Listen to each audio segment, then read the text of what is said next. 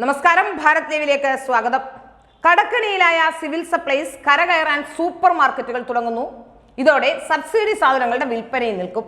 മാവേലി സ്റ്റോറുകൾ നിർത്തലാക്കി സപ്ലൈകോ ഇപ്പോൾ ഇനി ബസാറുകളായി മാറും. വിശേഷ ദിവസങ്ങളിൽ മാത്രം സബ്സിഡി നൽകി പ്രത്യേക ചന്തകൾ മതിയെന്നാണ് തത്വത്തിൽ തീരുമാനമായിരിക്കുന്നത്.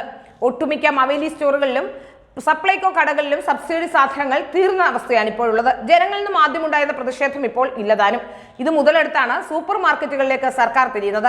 സ്വകാര്യ സൂപ്പർ മാർക്കറ്റുകൾ MRPയിൽ നിന്നും നിശ്ചിത തുക കഴിച്ച് ഉൽപ്പന്നങ്ങൾ വിൽക്കുന്നത് പോലെ തന്നെയായിരിക്കും വിൽപ്പന എന്നാണ് പറയുന്നത്. സബ്സിഡി സാധനങ്ങളുടെ വില വർദ്ധിപ്പിക്കണമെന്ന് സിവിൽ സപ്ലൈസ് സർക്കാരിനോട് ആവശ്യപ്പെട്ടെങ്കിലും അനുകൂല നിലപാട് സ്വീകരിച്ചിട്ടില്ല. ഈ അവസരത്തിൽ മാവേലി സ്റ്റോറുകളുടെ വാടക നൽകാൻ പോലും പണം ഇല്ലാതെ കോർപ്പറേഷൻ നട്ടം തിരിയുകയാണ്.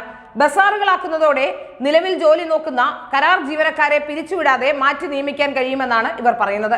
ഏതായാലും സബ്സിഡി സാധനങ്ങളുടെ വില വർദ്ധിപ്പിക്കണമെന്ന സിവിൽ സപ്ലൈസിന്റെ ആവശ്യം നടപ്പാക്കിയാൽ സർക്കാരിന് തിരിച്ചടി നേരിടേണ്ടി വരും. എന്നാൽ ബസാറുകളിൽ വില കൂട്ടിയാലും പരാതി ഉണ്ടാകില്ല എന്നതാണ് ഇവർ മനസ്സിലാക്കുന്നത്. ഓരോ ജില്ലയ്ക്കും പ്രത്യേകമായി ഓഫീസർമാരെ നിയമിച്ച് കമ്പനികളിൽ നിന്നും സാധനങ്ങൾ വാങ്ങുന്നതിനും പ്രത്യേക സംവിധാനം ഉണ്ടാകും. ബസാറുകളുടെ വിൽപ്പന നിയന്ത്രിക്കുന്നതിനും നഷ്ടം വന്നാൽ സ്ഥാപനങ്ങൾ നിർത്തലാക്കുന്നതിനും ഈ ഓഫീസർമാർക്ക് അധികാരവും നൽകും. 500 കോടിയോളം രൂപയാണ് കുടിശ്ശിക ഇനത്തിൽ കരാറുകാർക്ക് ഇപ്പോൾ തന്നെ നൽകാനുള്ളത്. കുടിശ്ശിക നൽകാതെ ഉൽപ്പന്നങ്ങൾ നൽകില്ലെന്ന് കരാറുകാർ തീർത്തും വ്യക്തമാക്കിയും കഴിഞ്ഞു.